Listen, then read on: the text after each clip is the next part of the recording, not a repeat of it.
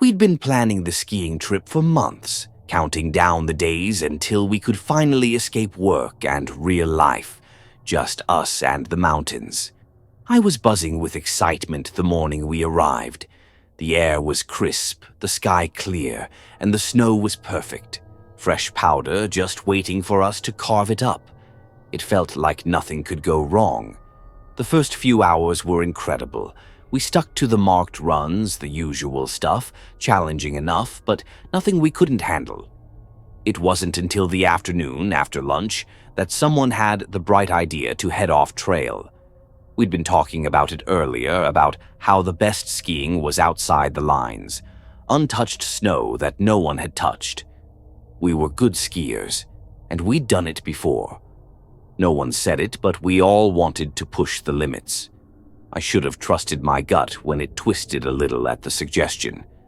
There was this nagging feeling that something was off, but I shrugged it off. I didn't want to be the one to back out.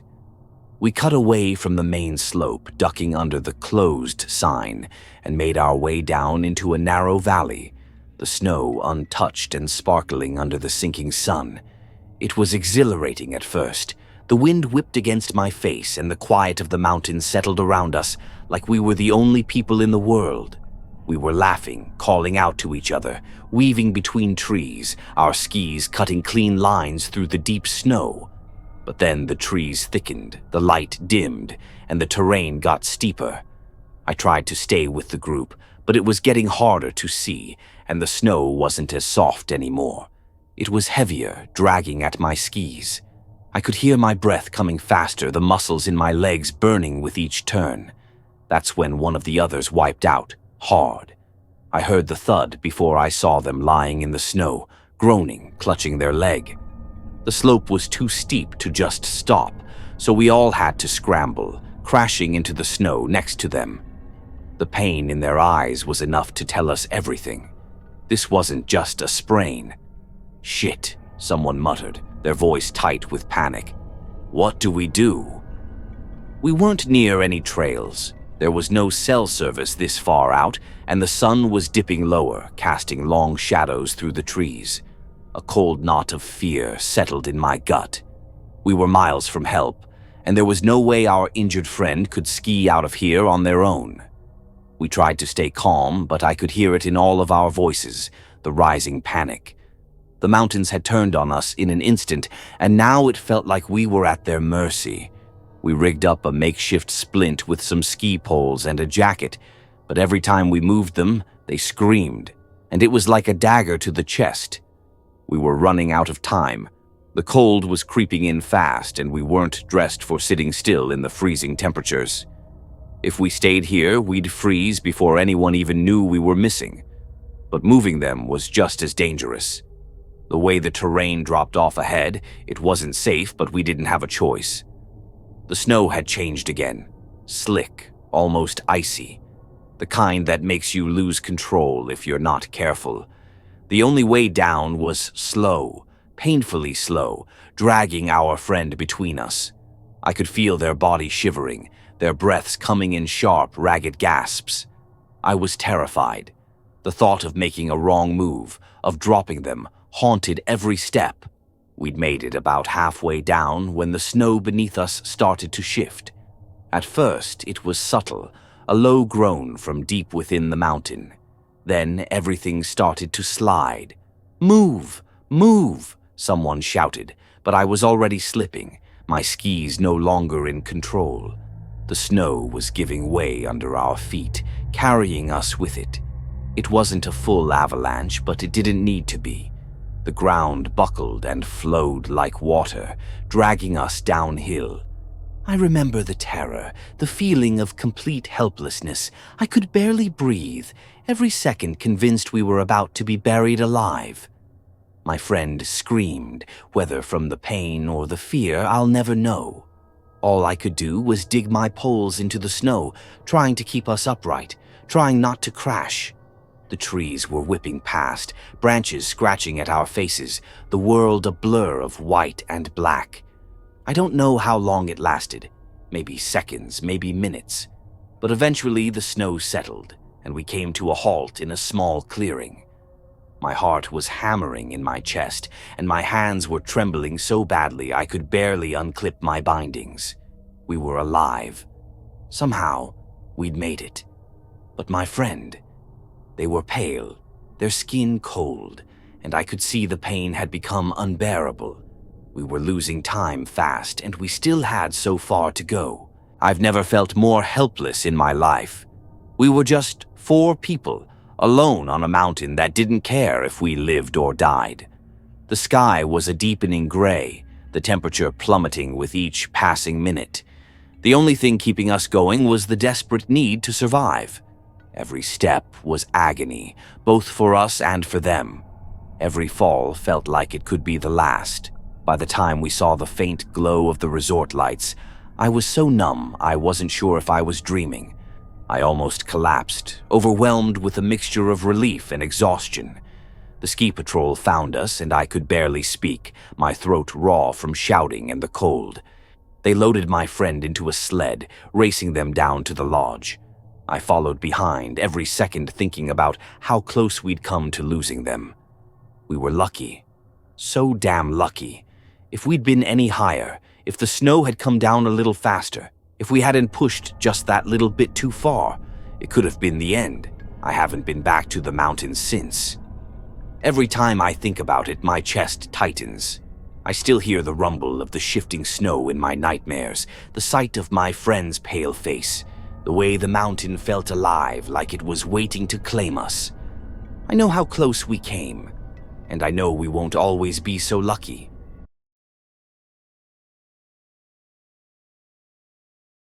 I thought I knew what I was getting into. Skiing solo on a remote mountain in northern Canada was a challenge I'd dreamed of for years.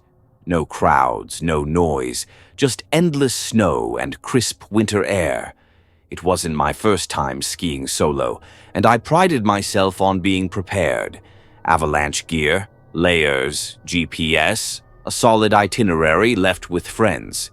But no amount of prep could have readied me for what actually happened out there. I was 2 days into my trip, well above the tree line, and the silence up there was almost disorienting. Just the sound of my skis slicing through untouched snow, the deep quiet of the mountains pressing in. It felt like I was on another planet. The landscape was stark and beautiful, a vast white expanse under a wide sky, and I loved it. By midday, I decided to veer a bit off my original path to try and reach a higher ridge I'd spotted. I pushed myself, moving fast to cover more ground before the sun started its descent. My goal was to set up camp on the ridge and watch the sunset, a little reward for a long day of skiing. I reached the ridge just as the sky started turning shades of pink and purple, painting everything in an eerie, surreal light. I was taking off my skis, getting ready to set up my tent, when something caught my eye in the distance. A faint movement, barely more than a dot against the snow. At first, I thought it was just another rock, or maybe my eyes playing tricks on me. But then I saw it again, a large, lumbering figure moving toward me, slow but steady. It was a polar bear. My heart stopped. I'd read about them, heard stories, but I never expected to encounter one out here. They're rare in this area, more common along the coast where there's sea ice. But with the weather getting harsher, they've been pushing further inland, desperate for food. And now here I was, completely alone with nothing but a few ski poles and a bear spray canister I'd stupidly left in my pack, thinking I wouldn't need it on open terrain. I knew enough to realize I was in trouble. Polar bears are relentless when they're hungry. They don't back down like other bears might. They're curious, and once they've got their sights on something, they're hard to shake. I forced myself to stay calm, to think. The bear was a good distance away, maybe half a mile, but it was closing in, its huge body moving through the snow with unsettling ease. I weighed my options. I could ski down, fast, and try to put as much distance between us as possible, or I could try to scare it off, though that seemed laughable considering its size. I chose the first option. throwing my pack on and clipping into my skis as quickly and quietly as I could. My hands were shaking so badly that I fumbled, almost dropping a ski pole, but I managed to pull myself together. The bear was still advancing, head low, sniffing the air as it moved. It knew I was there. As soon as I was secured, I pushed off, trying to maintain control as I cut down the slope. My mind was racing. I kept glancing over my shoulder, and each time, the bear seemed a little closer. It was terrifying, knowing it could cover so much ground with so little effort while I was sweating, fighting to stay balanced. Then, disaster struck. My left ski hit a patch of ice hidden under the snow, and I went down hard. The impact sent me sprawling, my skis and poles scattering across the slope. Pain shot up my leg, and I could tell right away that something was wrong with my ankle. I struggled to sit up, my breath coming in gasps, and when I looked back, I saw the bear. It was less than a quarter-mile away now, its dark eyes locked onto me, its massive paws leaving deep imprints in the snow. I could see its breath puffing in the cold air, each exhale like a warning. I crawled, frantically reaching for my pack, ripping it open with numb fingers as I searched for the bear spray. My ankle throbbed with every movement, and panic clawed at my throat. Finally, I found it, clutching it in one hand as I tried to stand. The bear was terrifyingly close now, only 100 yards away. Its size was incomprehensible, a living tank, muscles rippling beneath its thick fur, claws gleaming. I'd never felt so small, so completely outmatched. It paused, its gaze narrowing as it studied me. I held my breath, willing it to turn away, to lose interest. But it took another step and then another, moving slowly, as if savoring the moment. I raised the bear spray, my hands shaking so hard I could barely keep it steady. The bear stopped, lowering its head to sniff the air again.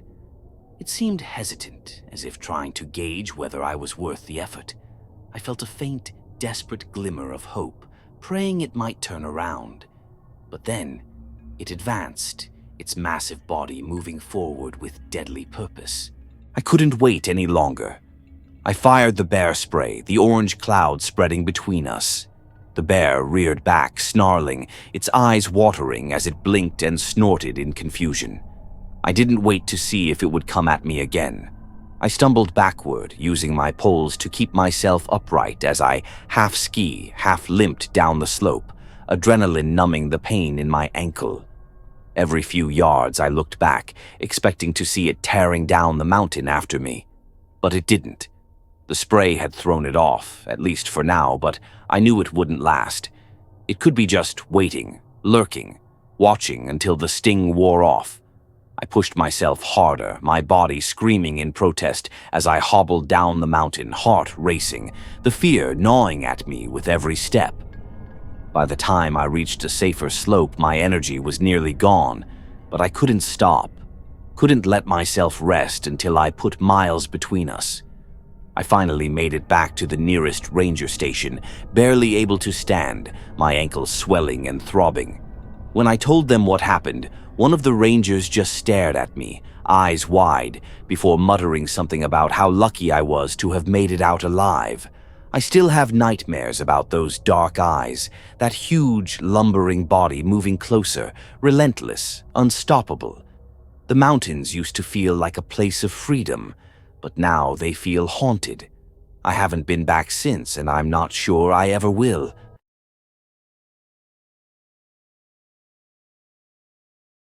My girlfriend and I had been planning the ski trip for months. It was supposed to be the perfect winter getaway, just the two of us, alone in a cozy cabin in the mountains, away from everything. We'd both been working ourselves to death at our jobs, and this was our chance to finally relax, recharge, and reconnect. We arrived at the cabin late in the afternoon, the sun already starting to dip below the peaks. It was picturesque, snow-covered trees, a roaring fireplace, and that quiet, peaceful atmosphere you only get in the mountains. Everything seemed perfect, and I couldn't wait to hit the slopes the next morning. The first day went smoothly. We stuck to the main runs, laughing as we raced each other down the slopes, grabbing hot chocolate at the lodge and just enjoying the break. But on the second day, she suggested something a little different. "There's a trail that goes off the back of the resort," she said over breakfast. "It's not on the map, but it's supposed to be amazing. Hardly anyone knows about it. A local told me about it last time I was here." I wasn't so sure. I've always been cautious by nature, and the idea of skiing off-trail wasn't something I was too keen on. But she was so excited, and I didn't want to be the one to spoil the adventure. I figured, how bad could it be? By the time we reached the top of the lift, the sky had started to cloud over. A light snow was falling, but it was still early in the day, and the weather didn't seem too bad. She led the way, veering off the main run and into the trees. At first, it was exhilarating. The snow was untouched, the air crisp, and it felt like we were the only ones on the mountain. But as we continued, the terrain became steeper and the trees thicker. The trail we were following became less and less defined, and I started to feel a knot of anxiety tightening in my chest. I called out to her, asking if we should turn back, but she just smiled and shouted something about how this was real skiing. The further we went, the more my unease grew. The snow had changed. It wasn't as soft anymore. It was heavier, harder to navigate, and I was struggling to keep up. She was still ahead of me, moving confidently, but I could tell she was having a harder time too. The trees closed in around us, casting long, eerie shadows as the light faded. Then, without warning, it happened.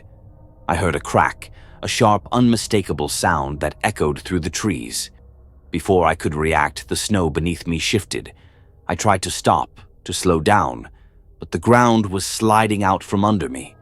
I shouted her name, panic rising in my throat, but I was already moving too fast. I was caught in what felt like a slow-motion fall. My skis flew out from under me and I tumbled, the world spinning as I crashed through the snow. When I finally came to a stop, I was disoriented, gasping for air, my face buried in the snow. For a moment, everything was still. Then I heard her voice, faint somewhere ahead of me. I struggled to get up, but my body was shaking, my heart pounding in my chest. I could feel the cold creeping into my bones. I called out to her, but she didn't respond.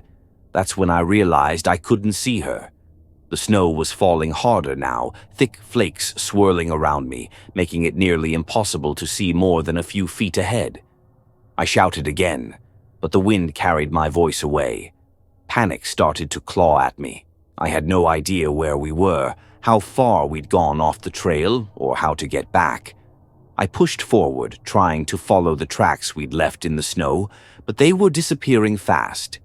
My legs were burning, my ankle throbbing from the fall. Every step felt heavier, and the cold air sliced through my lungs like knives. Then I saw it, her skis sticking out of a snowbank.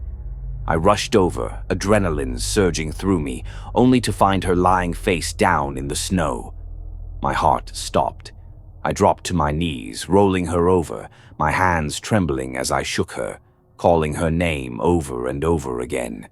She groaned, her eyes fluttering open, and I felt a surge of relief so intense it made me dizzy. But she was hurt. Her leg was twisted at an unnatural angle, and I knew just by looking at it that she couldn't stand, let alone ski out of there. I was terrified. We were miles from the resort, in the middle of a blizzard, with no cell service and no way to call for help. I could feel the weight of the situation crashing down on me, the very real possibility that we might not make it out of this alive. The temperature was dropping fast, and if we didn't move, if we didn't find shelter, we'd freeze to death out there. I had no choice. I wrapped her in my jacket, tied her leg as best I could with one of our scarves, and told her to hang on. The only option was to drag her down the mountain myself. Every step was agony. The snow was deep and I could barely see, but I refused to stop. My entire body ached, my hands numb, my face stinging from the cold, but I kept going. At some point, the exhaustion took over. I wasn't even thinking anymore, just moving, one foot in front of the other, dragging her behind me. I couldn't feel my fingers, my toes were gone, and I was so cold, I couldn't stop shaking. The storm was relentless, howling in my ears, making it impossible to hear anything else. I don't know how long we were out there, but eventually I saw lights, faint, flickering through the trees. The resort. Somehow we'd made it back. Ski patrol found us not far from one of the main runs. They said if we'd been out there another hour, we probably wouldn't have made it. Frostbite had already started to set in, and her leg was broken in 2 places. I still can't shake the feeling that we were so close to dying that day. That if I hadn't found her when I did, if I had slipped up, even for a second, we wouldn't have made it back. I haven't been back on a mountain since, and I don't think I ever will.